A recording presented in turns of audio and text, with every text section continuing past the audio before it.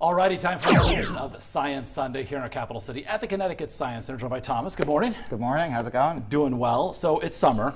A lot of things happen in the summer. Yeah. A lot of humans have plans, getting out and about, but there are other things happening. Absolutely. You might have noticed in your gardens at home or outside, you might have noticed some critters buzzing around.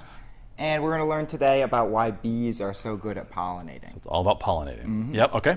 So pollination occurs when bees move pollen from one flower to the next. And here I've got 3 bees. I've got a flower with some pollen in it, and I've got 3 more flowers that each of the bees are going to try to deliver some pollen to. So we've got some black-eyed Susans. Okay, so what's going to happen here?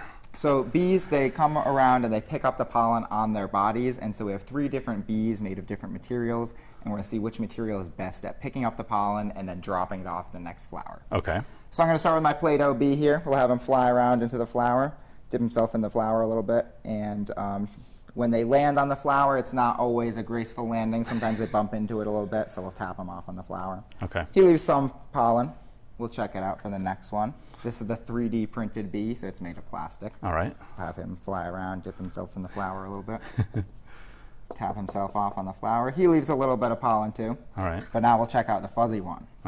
If you've ever noticed a bee outside, if you've ever touched them, bumblebees are pretty friendly sometimes, so you can pet them. And they're very, very fuzzy. So this is what bees, this is the closest one to an actual bee. We'll have him fly around, dip himself in the pollen a little bit, and then he'll come tap over on the flower, and he leaves a lot more pollen on the flower. So that's why bees are fuzzy, because the fuzziness allows them to pick up pollen a lot easier and drop it off the next flower, and that makes them really effective pollinators. And pollinating is a very important part of sustainability and going from season to season, year to year. Yeah, so pollination is how it's how plants reproduce, so that's how we get new plants and fruits also. So anytime you see fruits or plants outside, you have to thank pollination for that, and you have to thank bees for that. So when you are outside in your gardens or yards and you see a bee and you can maybe take a little bit closer look, you know why they're shaped and formed the way that they are. Yeah. Good stuff. All right. Thomas, thank you so much.